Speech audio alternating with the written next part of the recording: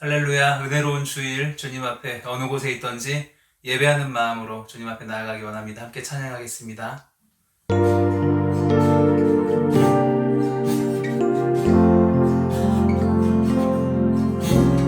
나는 하나님을 예배하는 예배자입니다. 내가 서 있는 곳 어디서나 하나님을 예배합니다. 내 영혼 거룩한 은혜를 향하여 내 마음 완전한 하나님 향하여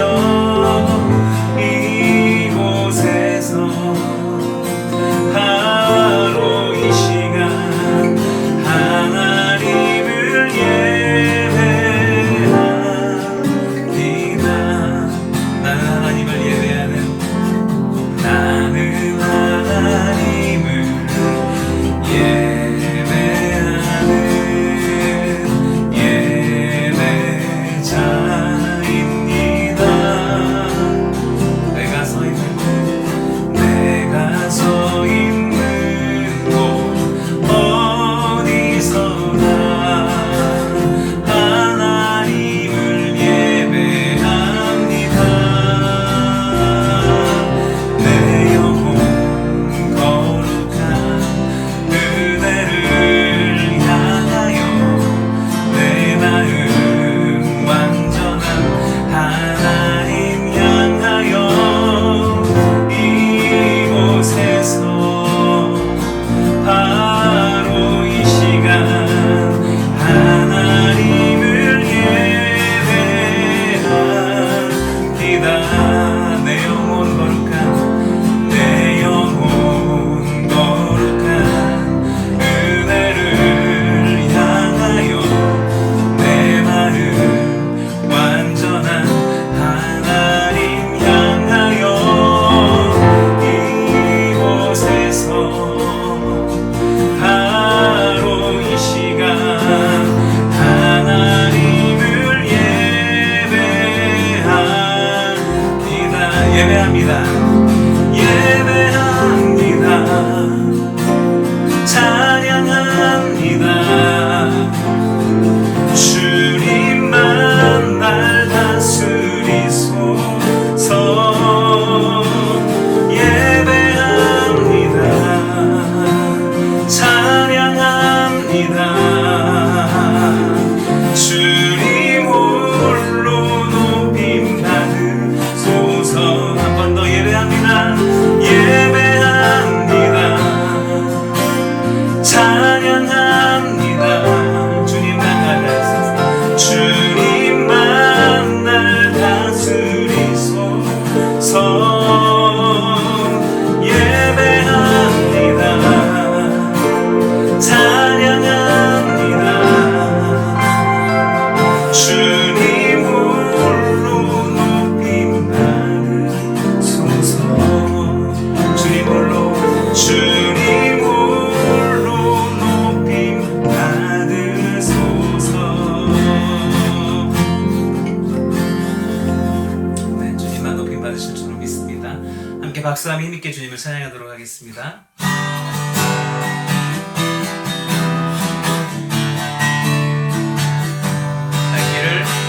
갈 길을 밝히고 이시니 주 앞에 빨리 나갑시다.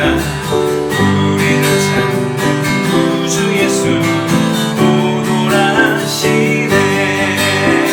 죄악 벗은 우리 없는 기뻐 뛰며 주를 보겠네. 하늘에 계신 주 예수를 영원히 섬기리.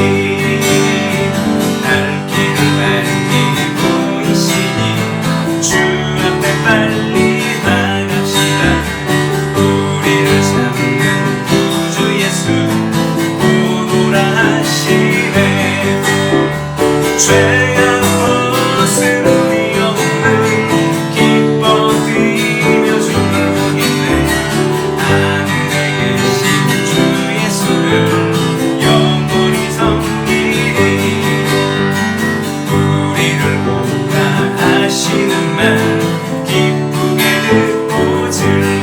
곳에 구주를 믿기 지체 말고 속속히 나가세. 죄악 벗으리 오늘은 기뻐 뛰며 주를 보겠네. 하늘에 계신 주 예수를 영원히 섬기리. 주는 여기 주고는 여기 계시오니 다 와서 주의 말씀 듣기도 하며 생각하니 참 진리시로다. 죄악 벗으리 오늘은 기뻐 뛰며 주를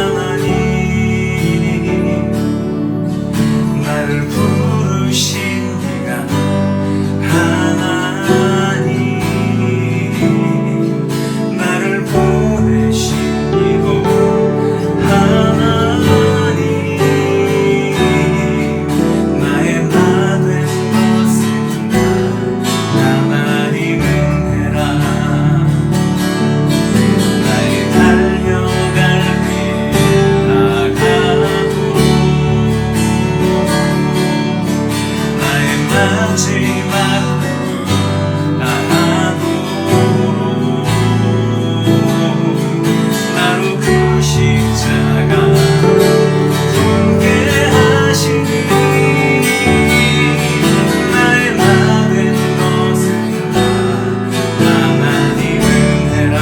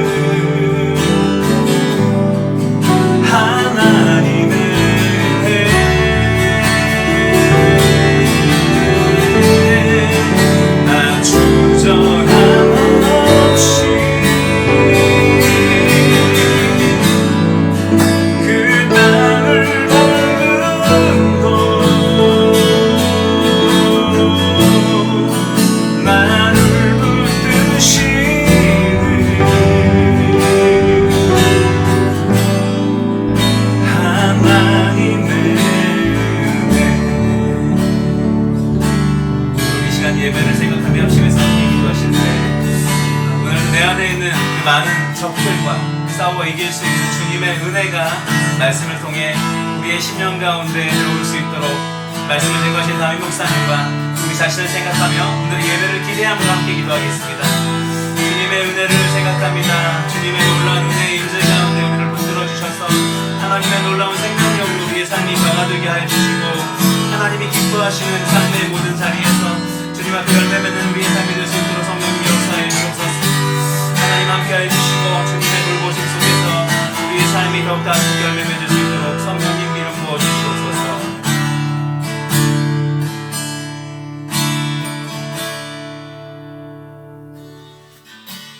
우리 이 시간 공동의 기도 제목으로 합심해서 함께 기도하실 때에 첫 번째로 장기화된 락다운이 해제되게 하시고 일상의 축복을 감사함으로 누리게 하여 주시옵소서. 두 번째로 백신 접종률이 상향되어서 집단 면역이 이루어지게 하여 주시고 방역 관계자들에게 지혜와 건강을 주시옵소서. 함께 기도하겠습니다.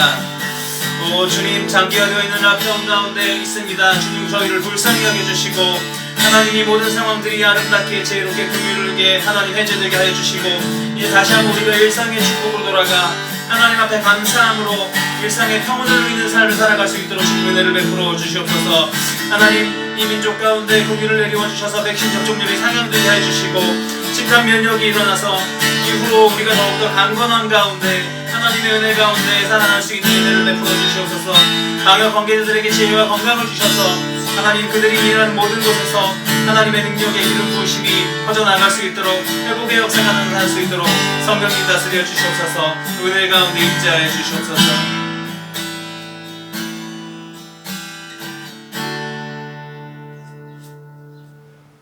우리의 구원자가 되시고 우리의 삶의 인도자가 되시는 자비로우신 하나님, 지난 한 주간도 주님의 날개 아래 품으시고 임마누엘의 은혜로 에베네셀의 사랑으로 인도하여 주심을 감사합니다. 주께서 명하신 거룩한 주일, 그 하나님의 은혜에 대한 사랑과 감사로 각자의 삶의 초소에서 마음을 다하여 경배하며 예배합니다. 영과 진리로 예배드리는 저희들의 예배를 받으시고 예배하는 모든 가정과 심령마다 세상이 줄 수 없는 하나님의 은혜를 허락하여 주시옵소서. 긴 락다운으로 인하여 우리의 마음과 육신이 힘든 가운데 있습니다. 비즈니스의 어려움으로 인하여 고통 가운데 있습니다. 하루속히 상황이 진정되게 하시고 다시 하나님께서 허락하시는 일상의 축복을 감사함으로 누리게 하옵소서. 서로 만나 예배할 수 없고 함께 교제할 수 없음이 고통임을 알게 하여 주시고 함께 모여 예배할 수 있음이 얼마나 감사하고 복된 일이었는지를 깨닫게 하심을 감사합니다. 서로를 그리워하는 마음이 서로를 위한 기도의 제목이 되게 하시고 오늘도 세계 열방에서 복음을 전하는 자들을 기억하여 주시며 자라나는 우리의 다음 세대들을 축복하여 주시옵소서. 우리의 인생이 하나님 앞에 부끄러움이 없는 거룩한 삶이 되게 하여 주시옵소서. 오늘도 우리의 예배를 받으실 주님의 은혜에 감사하며 예수님의 이름으로 기도드립니다. 아멘. 할렐루야. 오늘도 거룩한 주일 각자의 삶의 초소에서 함께 예배드린 여러분들을 주님의 이름으로 환영하며 또 평안을 전합니다. 어떻게 한 주간도 평안하셨습니까?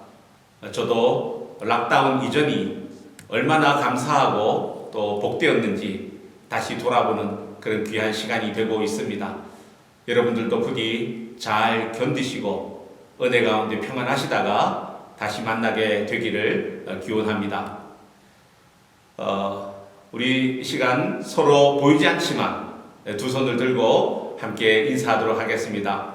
우리 화면을 향하여서 두 손 들고 사랑합니다 보고 싶습니다 한번 해볼까요? 사랑합니다 보고 싶습니다. 예, 저도 사랑하고 보고 싶습니다. 함께 예배하는 가족들과도 인사 나누시겠습니다. 당신은 하나님께서 보내신 최고의 선물입니다. 그렇게 인사할까요? 당신은 하나님께서 보내신 최고의 선물입니다. 몇 가지 안내 드립니다. 앞으로 상황에 대해서는 내일 정부의 브리핑이 있는 줄 압니다. 빠른 시일 내에 다시 일상이 회복되고 함께 예배 드릴 수 있도록 꼭 기도해 주시기를 부탁드립니다. 제 마음 같아서는 이제 그만 끝내고 다음 주에는 함께 얼굴을 대면하여서 기쁨으로 예배할 수 있기를 소원합니다. 두 번째로 내일 모레가 조국의 고유 명절인 추석입니다. 추석 감사 예배 가이드를 카톡으로 제가 올려드리도록 하겠습니다. 한 해 동안 함께 하신 하나님 은혜에 감사함으로 가족들과 함께 예배 드리시는 은혜가 있기를 바랍니다. 세 번째로 이번 주 주보의 작은 책 깊은 영성은 벤 패트슨이 쓴 그리스도인과 일입니다. 신현철 장로님께서 정리해 주셔서 감사합니다.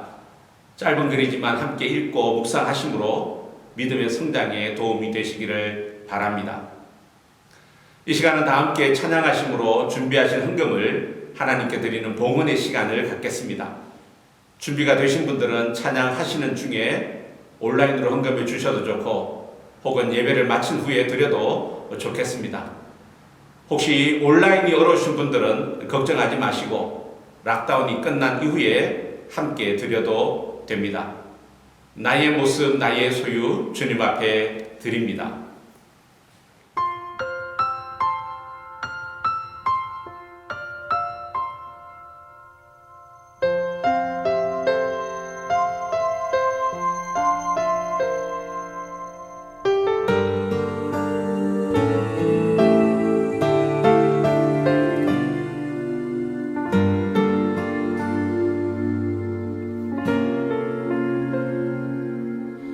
나의 모습 나의 소유 주님 앞에 모두 드립니다. 모든 아픔 모든 기쁨 내 모든 눈물 받아주소서.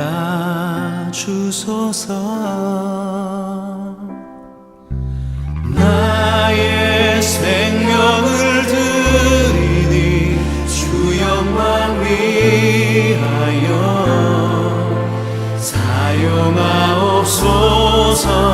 내가 사는 날 동안에 주를 찬양하며 제물 되리. 나를 받아주소서.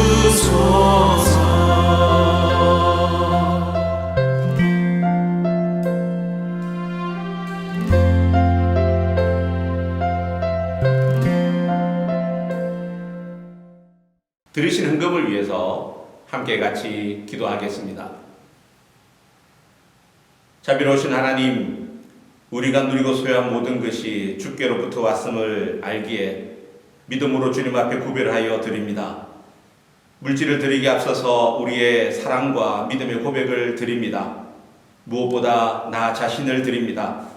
드린 손길마다 물질로 인하여 어려움 없게 하여 주시며 오히려 주님 앞에 드리는 것이 축복이 되고 드리는 것 같지만 돌아보면 주님으로부터 받은 사랑이 더 많은 은혜의 간증이 있게 하여 주시옵소서. 이 물질이 사용되는 곳에 하나님 나라의 지평이 넓혀지게 하시며 많은 영혼들이 주께로 돌아오게 하여 주시옵소서.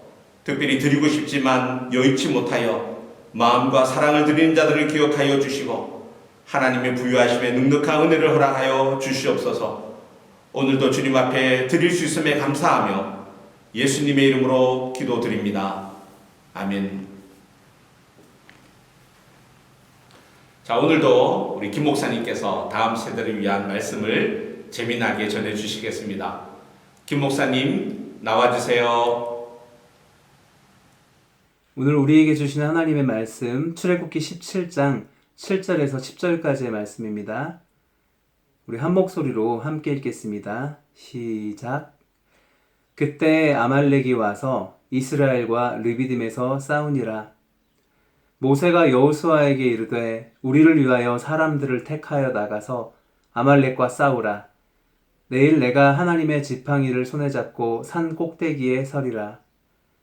여호수아가 모세의 말대로 행하여 아말렉과 싸우고 모세와 아론과 훌은 산 꼭대기에 올라가서 모세가 손을 들면 이스라엘이 이기고 손을 내리면 아말렉이 이기더니 모세의 팔이 피곤함에 그들이 돌을 가져다가 모세 아래에 놓아 그가 그 위에 앉게 하고 아론과 훌이 한 사람은 이쪽에서 한 사람은 저쪽에서 모세의 손을 붙들어 올렸더니 그 손이 해가 지도록 내려오지 아니한지라. 아멘. 참 신기하네. 뭐가 신기해? 어떻게 이런 전쟁이 있어요? 무슨 전쟁? 아니, 이스라엘이 바다를 건너서 애굽에서 도망 나왔잖아요. 그리고 하늘에서 먹을 것이 내려서 먹을 것도 먹었잖아요. 근데 이제 그 무시무시한 아말렉 군대와 싸우게 되었는데요. 신기해요. 뭐가? 이스라엘이 지는 게 당연한데 이겼어요. 그것도 신기한 방법으로. 어떻게? 이야기해 줄래? 네, 말씀 속에서 살펴볼 수 있어요. 그래. 큰일입니다. 큰일. 아니, 무슨 일인가요? 아말렉의 군대가 오고 있어요. 에이, 설마 여호수아님 농담이 아닙니다. 정말이요? 어서 가서 모세 어르신께 이 말씀을 전해야겠어. 같이 갑시다. 예. 모세님. 무슨 일이요? 큰일입니다. 아말렉 군대가 쳐들어오고 있다고 해요. 정말이요? 기다리시오. 내가 주님께 여쭤보아야겠소. 여호수아, 당신은 이스라엘의 장정들을 데리고 가서 우선 싸우시오. 예. 그리고 자네는 얼른 가서 아론과 훌을 내게로 데리고 오게. 네. 근데 여기부터가 신기해요. 뭐가? 이 싸움은요, 모세가 팔을 들면 이기고 팔을 내리면 져요. 정말 신기하죠? 정말이네. 근데 모세가 산 꼭대기에 서 있어. 맞아요. 아마 가장 잘 보이는 곳에서 두 팔을 들고 기도한 것 같아요. 정말 신기하다.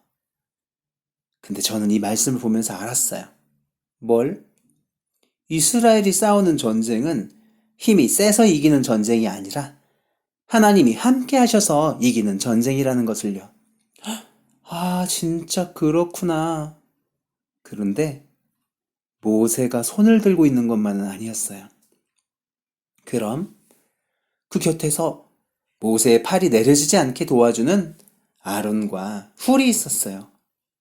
정말이네. 그 덕분에 모세의 팔이 피곤해서 내려지지 않았어. 또 있어요. 그 시간에 여호수아는 이렇게 사람들을 이끌고 전쟁터로 나가서 싸웠어요. 여호수아는 싸우러 갔구나. 네, 하나님이 맡기신 일을 했어요. 여호수아는 나가서 싸우는 일을 했고, 모세는 두 팔을 들어서 하나님께 기도하는 일을 맡기셨어요. 그리고 아론과 훌은 그 모세를 곁에서 힘이 나게 돕는 일을 맡기셨죠. 아, 그렇구나. 하나님이 맡기신 일을 하는 것이 우리가 승리하는 길이구나. 네. 그리고 이 깃발이 탁 꽂아졌어요. 이렇게 쓰여 있네요. 여호와 니시, 승리의 하나님. 정말 오늘부터 나도 하나님이 내게 맡기신 일을 할 거야. 저도요. 하나님이 내게 맡기신 일이 무엇일지 생각하고 기도하며 순종할 거예요. 너무 멋있다. 좋아. 우리 함께 화이팅!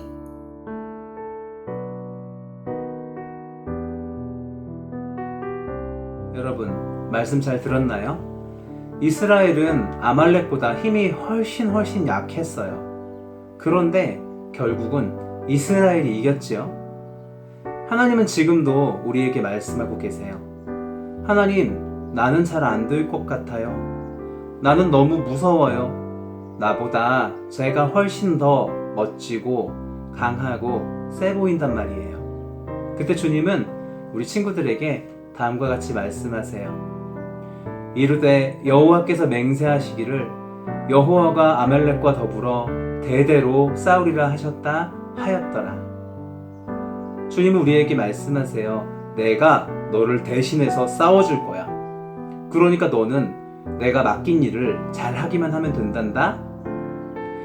하나님이 내게 맡겨주신 일을 기쁨으로 순종할 때 우리는 앞으로도 계속 승리할 수 있습니다. 그 신기한 싸움 같이 싸워보도록 해요. 늘 승리하는 우리 어린이 친구들이 되기를 바랍니다. 다음에 또 만나요. 안녕.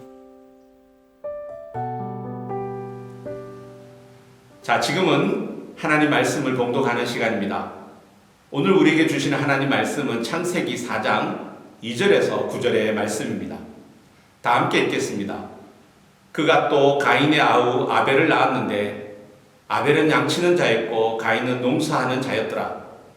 세월이 지난 후에 가인은 땅의 소산으로 제물을 삼아 여호와께 드렸고 아벨은 자기도 양의 첫 새끼와 그 기름으로 드렸더니 여호와께서 아벨과 그의 제물은 받으셨으나 가인과 그의 제물은 받지 아니하신지라. 가인이 몹시 분하여 안색이 변하니 여호와께서 가인에게 이르시되 내가 분하여 함은 어찌 됨이며 안색이 변함은 어찌 됨이냐. 내가 선을 행하면 어찌 낯을 들지 못하겠느냐. 선을 행하지 아니하면 죄가 문에 엎드려 있느니라. 죄가 너를 원하나 너는 죄를 다스릴지니라. 가인이 그의 아우 아벨에게 말하고 그들이 들에 있을 때에 가인이 그의 아우 아벨을 쳐 죽이니라. 여호와께서 가인에게 이르시되 내 아우 아벨이 어디 있느냐. 그가 이르되 내가 알지 못하나이다. 내가 내 아우를 지키는 자니이까. 오늘은 내 마음의 적들 네 번째 시간으로 분노라고 하는 주제로 함께 은혜를 나누겠습니다.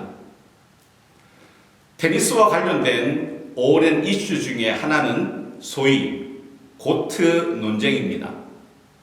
고트란 말은 Greatest of all time의 이니셜로 지난 테니스 역사상 가장 훌륭한 선수가 누구냐 하는 것입니다. 고트를 정하는 기준이 하나 있습니다. 그 중에 하나는 4대 그랜드슬램의 타이틀을 누가 가장 많이 차지했느냐 하는 것입니다. 현재까지 스위스의 페더러, 그리고 스페인의 나달, 그리고 세르비아의 조코비치가 20개의 타이틀로 동률을 이루고 있는데 과연 누가 먼저 21번째 타이틀을 차지하느냐 하는 것입니다. 지난 13일 월요일 아침에 올해의 마지막 그랜드 슬램이었던 US 오픈 결승전이 열렸고 조코비치가 결승전에 올라가 있었습니다. 많은 사람들은 조코비치가 우승을 하고 드디어 고트의 반열에 오르게 될 것이라고 전망했습니다. 그러나 전문가들의 예상과는 다르게 차세대 선두주자인 러시아의 베드베네프가 3대 0으로 승리를 하면서 고트의 논쟁은 다시 원점으로 돌아왔습니다. 문제는 경기 중에 있었던 조코비치의 행동이었습니다. 그의 행동을 우리 잠시 영상으로 보시겠습니다.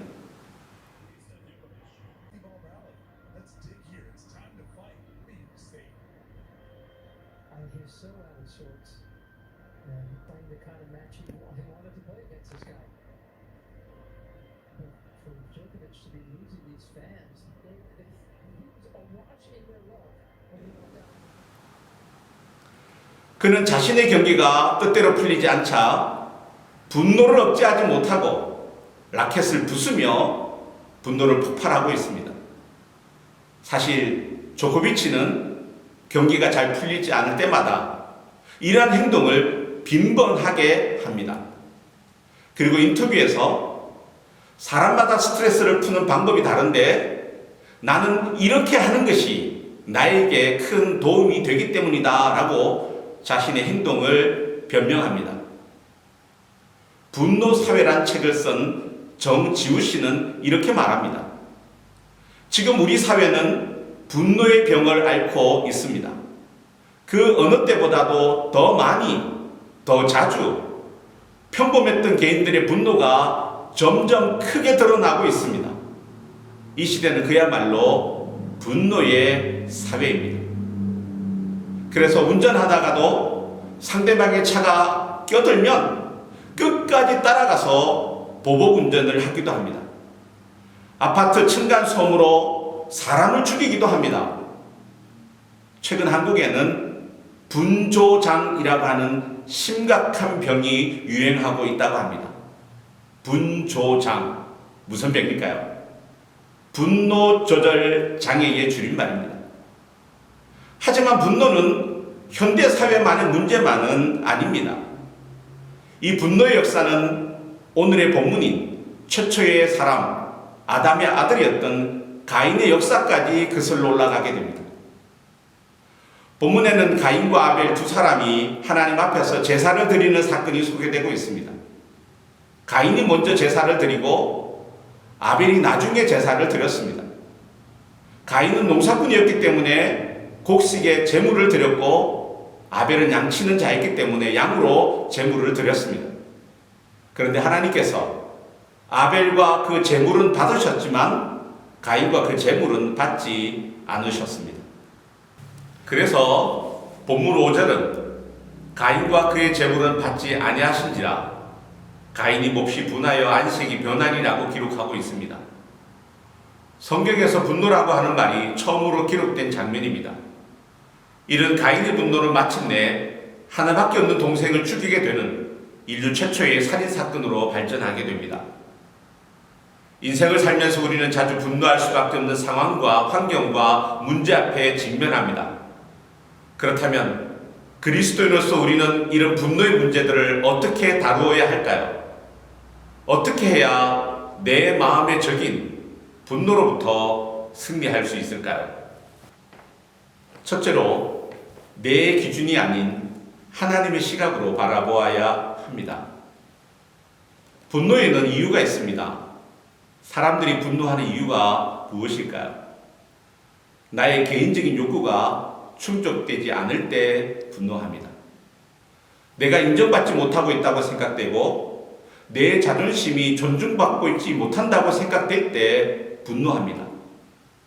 또한 억울한 일을 당하였거나 손해를 보았을 때, 나의 목적을 이루는데 방해를 받았을 때 분노가 생깁니다.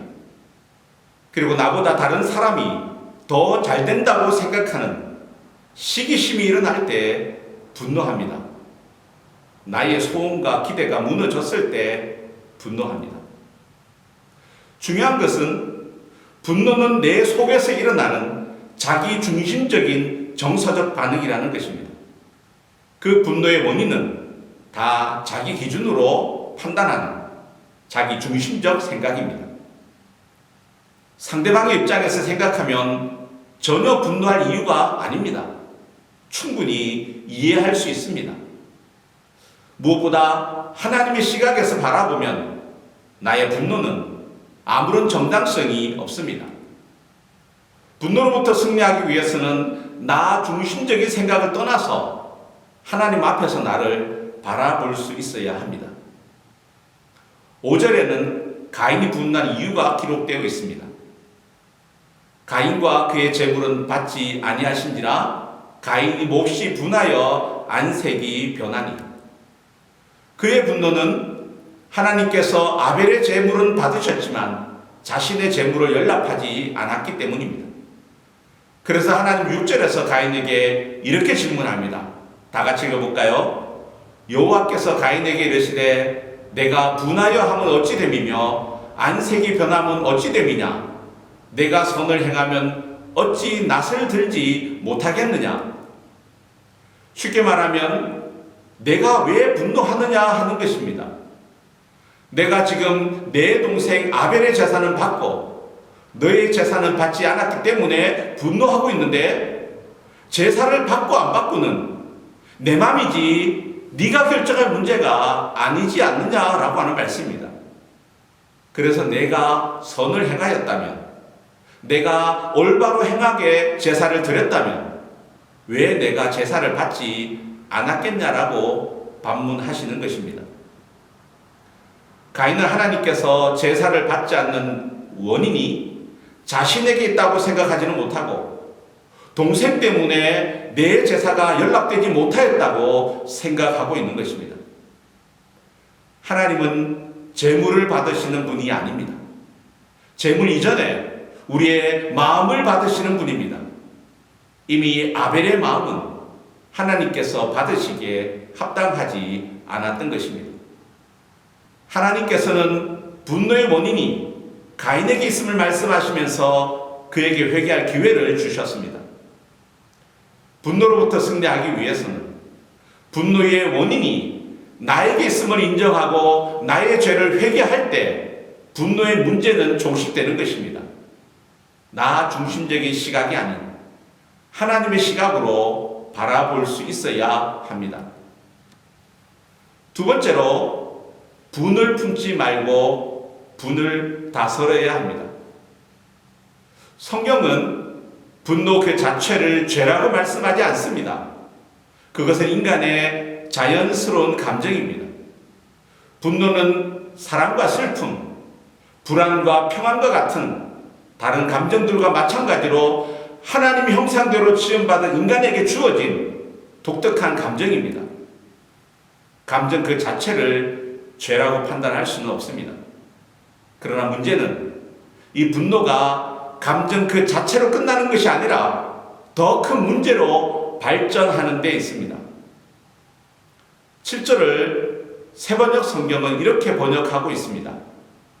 죄가 너의 문에 도사리고 앉아서 너를 지배하려고 하니 너는 그 죄를 잘 다스려야 한다. 본문에서 가인이 분노한 이후에 나타나는 반응을 관찰해 보시기 바랍니다. 5절에서는 가인이 몹시 분하여 안색이 변하였다라고 말하고 8절에서는 가인이 그의 아우 아벨을 쳐 죽였다라고 기록하고 있습니다. 결국 가인은 아벨을 죽이는 살인죄를 짓게 된 것입니다. 인류 최초의 살인은 분노로 인해 일어나게 되었습니다. 우리가 분노를 방치하게 되면 분노는 감정 그 자체에 머물지 않습니다. 그 감정은 점점 자라서 폭력과 살인으로 이어지게 됩니다. 그렇다면 가인이 아벨을 죽인 이후에는 그 분노가 해결이 되었을까요? 그렇지 않습니다. 그의 마음은 더 강팍해졌습니다. 하나님께서 그의 죄를 깨닫게 하기 위해서 내 아우 아벨이 어디 있느냐라고 물으셨을 때 그는 9절에서 내가 어떻게 합니까? 내가 내 동생을 지키는 자입니까? 라고 거짓말을 하며 하나님 앞에 뻔뻔하게 대들고 있습니다.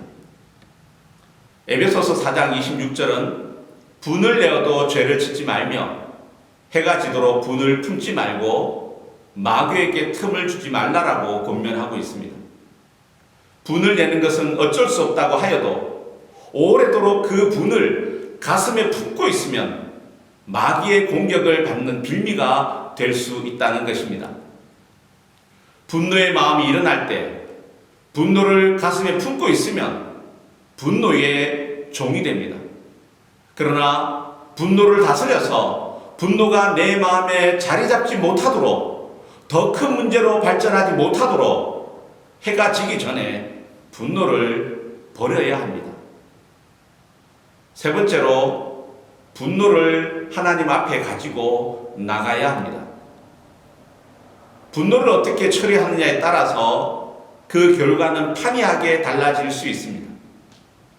심리학자들은 분노를 처리하는 방법에는 일반적으로 두 가지 유형이 있다고 합니다. 내적 억제형과 외적 표출형입니다. 이것을 레니 크랩은 억누르기와 쏟아내기라고 불렀습니다. 내적 억제형 스타일은 분노를 의식적으로 누르는 것입니다. 그래서 자신을 보호하고 남들에게는 성숙한 사람으로 보여지길 원합니다. 이것은 단기적으로는 좋은 방법이 될 수 있습니다. 그러나 근본적인 해결이 될 수는 없습니다. 어떤 사람은 화가 나지 않은 것처럼 행동을 하지만 그래서 나는 화가 나지 않았다고 말하지만 얼굴 표정과 몸은 이미 화를 내고 있고 마음속에서는 분노로 인한 미움과의 전쟁을 하기도 합니다. 이 억제가 계속되면 결국에는 더 큰 분노를 일으키거나 정신과 육체의 병으로 발전하게 됩니다. 그래서 흔히 화병이라고 하는 것이 분노를 억눌러서 생기는 병입니다. 억압된 분노는 결코 거룩한 인격이 아닙니다. 외적 표출형 스타일은 분노가 일어날 때 자신의 감정을 있는 그대로 분출시키는 것입니다. 거친 말을 하거나 폭력을 행사합니다. 총이 있으면 쏘아버릴 수도 있습니다. 이 방법이 바로 가인이 쓴 방법입니다. 그러나 결과는 참담합니다. 가인은 하나밖에 없는 동생을 잃었습니다. 살인을 함으로 하나님의 형벌을 받았습니다. 땅도 그를 거부함으로 농사도 지을 수 없었습니다. 결국 그는 정착하지 못하고 유리하는 자가 되었고 그의 삶에는 외로움이 찾아왔고 불안과 두려움에 휩싸이게 되었던 것입니다. 그렇다면 여러분, 분노를 해결하는 가장 창조적인 방법이 무엇일까요? 제가 설교를 준비하다가 갑자기 제 마음에 드는 한 가지 궁금증이 생겼습니다. 그것은 그렇다면은 심리학이나 또는 다른 종교에서는 분노를 어떻게 해결하라고 할까라고 하는 생각이었습니다. 구글링을 해보니까 한 정신과 의사는 분노를 다스리는 10가지 방법이라고 하는 글에서 이렇게 제안합니다. 분노가 일어날 때는 먼저 심호흡을 하십시오. 그리고 숫자를 10까지 세어보십시오. 그리고 글을 쓰고 운동을 하십시오. 거울을 보고 때로는 울으십시오. 그리고 그 자리를 피하라고 그렇게 조언을 합니다.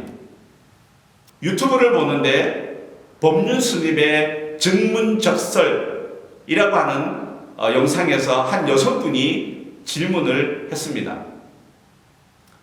저의 큰 문제는 분노 조절이 잘 안 되고 쉽게 짜증이 많이 나는데 어떻게 하면 될까요? 법륜 스님이 이렇게 대답을 합니다. 안 되면 그냥 되는 걸로 사세요. 안 되는 걸 어떡합니까? 안 되는 걸 자꾸 고치려고 하면 더 스트레스가 되니까 그냥 자신을 인정하고 사세요. 저는 그 답변을 들으면서 그렇지, 하나님이 없다고 생각하고 하나님 없이 살아가는 분들에게는 그렇게밖에 할 수 있는 방법이 없는 거지 라고 하는 생각을 할 수밖에 없었습니다. 물론 이 모든 방법들이 도움이 될 수는 있습니다. 하지만 성경은 그렇게 말씀하지 않습니다. 하나님은 우리가 그 분노의 문제를 하나님께 가지고 나오라고 말씀하십니다. 여러분, 시편에는 150편의 기도가 있습니다. 그런데 놀라운 사실은 그 기도 중에 절반 이상이 분노와 관련되어 있다고 하는 사실입니다. 그 기도에는 억울함과 원망, 짜증, 그리고 그들의 마음을 억누르고 있는 고통스러운 감정들이 그대로 드러나 있습니다. 그래서 자주 등장하는 단어가 원수, 그리고 어찌하여 라고 하는 말입니다. 하나님, 어찌하여 악인이 잘 사는데 그대로 두십니까? 하나님, 제발 내 원수에게서 나를 건져주시고 그들을 벌하여 주시옵소서. 이렇게 기도하는 구절이 허다합니다. 시편의 기자들은 이렇게 자신의 감정과 분노를 하나님께 기도함으로 승화하고 있습니다. 그리고 결론에서는 자신의 억울함을 들어주시는 그 신실하신 하나님을 찬양함으로 그들의 기도는 맞춰지고 있습니다. 저는 이것이 매우 중요한 효과적인 분노의 해결 방법이라고 믿습니다. 살아계신 하나님, 나의 모든 것을 아시는 하나님, 내 과거와 현재와 미래를 아시고 나의 억울함과 고통을 아시는 하나님께 모든 것을 내어놓을 때 우리의 감정은 순화되기 시작합니다. 그리고 더 깊은 기도는 우리로 하여금 분노의 이유를 주님 앞에 묻게 됩니다. 하나님, 제가 왜 분노하고 있지요? 하나님, 그럼 제가 어떻게 하면 좋을까요? 하나님, 이 사건을 통해서 나에게 주시는 교훈은 무엇입니까? 라고 분노 속에서 하나님의 뜻을 발견하며 더 이상의 죄를 짓지 않게 되는 것입니다. 무엇보다 우리가 분노하게 될 때 기도해야 되는 또 하나의 이유는, 분노 가운데 기도한다라는 것은 나를 분노하게 한 대상자에 대한 판단을 내가 하지 않고 하나님께 맡기는 것입니다. 그리고 혹이라도 나의 죄가 있다면 하나님께 회개함으로 용서를 받게 됩니다. 아마 가인도 자신의 분노의 문제를 하나님께 가지고 나갔다고 한다면 그는 동생을 죽이지 않아도 되었을 것입니다. 하나님께서 왜 자신의 제사를 받지 않았는지를 알게 해주셨을 것이고, 그리고 그는 오히려 하나님 앞에서 더 성숙한 믿음의 사람이 될 수 있었을 것입니다. 사랑하는 성도 여러분, 어느 누구도 이 분노의 문제로부터 자유로울 수 없습니다. 우리 안에 분노가 있다면 그 분노의 문제를 하나님 앞에 가지고 나가야 합니다. 그리고 하나님 앞에서 나의 죄를 깨닫고 용서를 받을 때 그때 비로소 진정한 분노의 문제가 해결됩니다.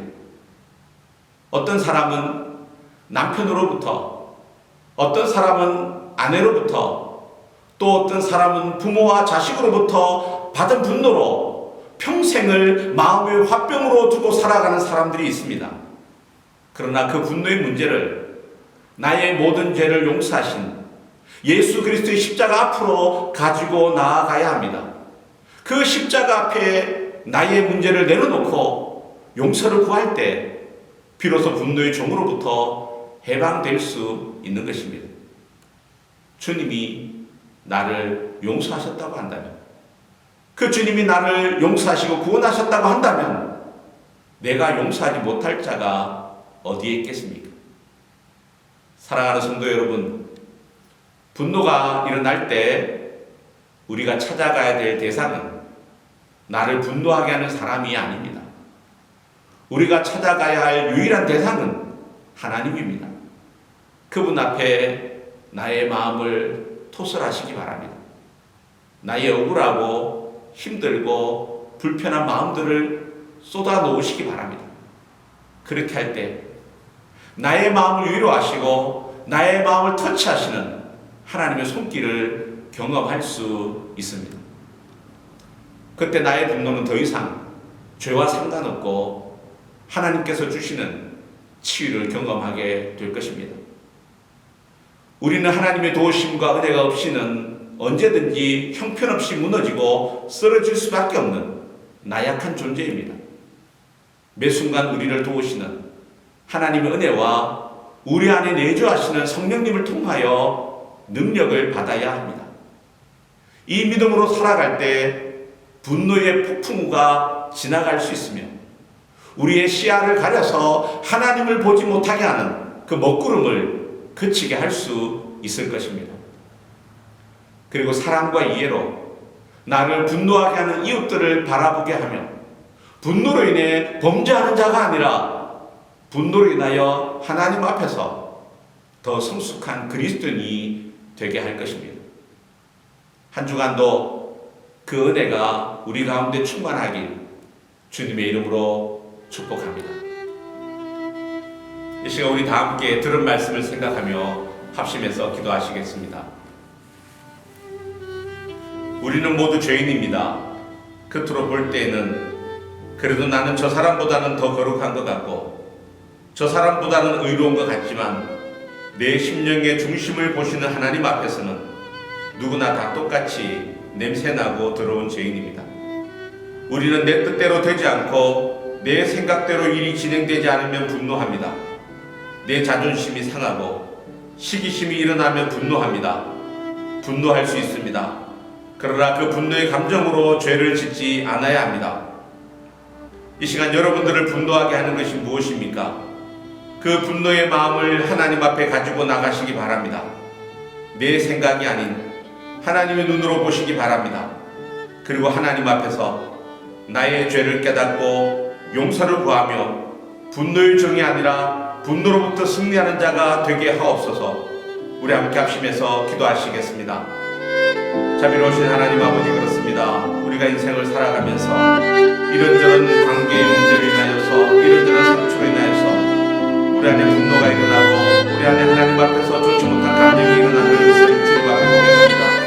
하나님 아버지, 그러나 우리가 분노가 일어날 때 이 분노로 죄짓지 말게 하여 주시고 하나님의 눈으로 바라보게 하여 주시고 무엇보다 나 자신을 말씀 앞에 성찰하게 하여 주시며 또 주님 앞에 문제를 가지고 가는 가운데 주님이 주시는 은혜를 경험하게 하여 주시옵소서. 그래서 분노에 실패하는 자가 아니라 분노의 종이 아니라 하나님 분노로부터 승리하는 거룩한 하나님의 백성이 되게 하여 주시옵소서. 한 번 더 같이 기도하실 때 이 시간 우리 코로나 시국과 그리고 또 많은 우리 성도들을 위하여 합심해서 기도하겠습니다. 특별히 경제적으로 하나님 육체적으로 연약한 자들을 위해서 기도하면서 우리가 어서속히 대면하여 하나님 앞에 예배 드릴 수 있게 해달라고 우리가 주의 은혜를 구하며 한 번 더 같이 기도하시겠습니다. 자비로우신 하나님 아버지, 참으로 함께 예배하지 못하고 함께 대면하고 교제하지 못하는 이 안타까운 현실을 주께서 긍휼히 여겨주시고 하나님 이 시국을 주께서 불쌍히 여겨주시다 하나님 어서속히 락다운이 해제되게 하여 주시고 일상의 삶으로 돌아가며 감사를 드릴 수 있도록 은혜를 허락하여 주시기를 원합니다. 하나님 참으로 백신의 하나님 접종률이 높아지게 하여 주시고 하나님 참으로 주여 감염이 하나님 이루어지게 하여 주시며 무엇보다도 하나님 참으로 하나님 주시는 은혜가 우리의 공동체 가운데 이 나라 가운데 있도록 주여 은혜를 베풀어 주시옵소서. 경제적으로 육체적으로 고통당하는 자를 주께서 긍휼히 여겨 주시옵소서. 자비로우신 하나님, 오늘도 복된 주일 주님 앞에 예배드리며 주께서 주시는 말씀을 듣게 하여 주심에 감사합니다. 듣는 것만으로 끝나는 자가 아니라 들은 말씀대로 순종하며 살아가는 자가 되게 하옵소서.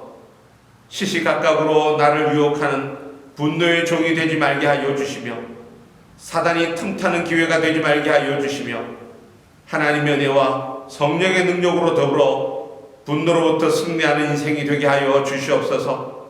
분노 가운데서 주님의 거룩함을 닮아가는 주의 백성들이 되게 하여 주시옵소서. 예수님의 이름으로 기도드립니다. 아멘. 이 시간 우리 보소서 주님 함께 찬양하심으로 주님 앞에 우리의 믿음을 고백하시겠습니다.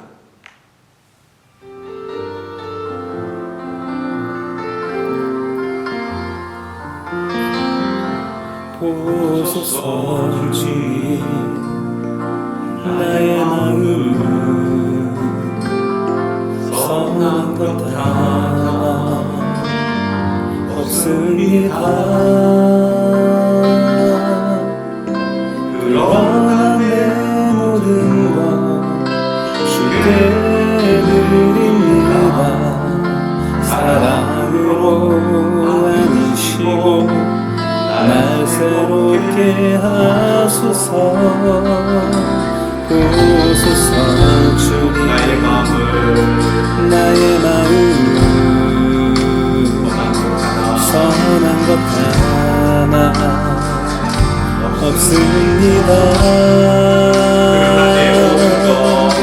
그러나 내 모든 것 주께 드립니다. 사랑으로 안으시고 날 새롭게 하소서. 주님 마음 내게 주소서. 내 아버지 주님 마음 내게 주소서. 나를 향하신 주님의 뜻이 이루어지도록 주님 마음 내게 주소서.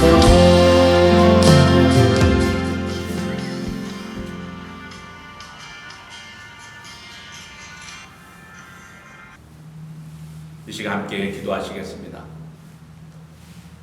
지금은 우리 구주 예수 그리스도의 은혜와 하나님 아버지의 사랑과 성령의 교통하심이 이 시간 복된 주일 함께 대면하여 예배 드리지는 못하지만 각자의 삶의 초소에서 골방에서 하나님 앞에 예배하며 말씀을 들으면서 주신 말씀을 기억하며 분노로부터 실패하지 아니하고 분노로부터 승리하고 분노 가운데 있을 때 주님 앞에 그 문제를 가지고 나아가므로 하나님 앞에 나 자신을 돌아보며 성숙하고 거룩한 자로 살아가기 다짐하는 사랑하는 주의 백성들과 그들의 가정과 자녀들과 그리고 이 혼란한 시국과 흩어진 성도들 위해 지금으로부터 영원토록 함께 하시기를 간절히 축원하옵나이다.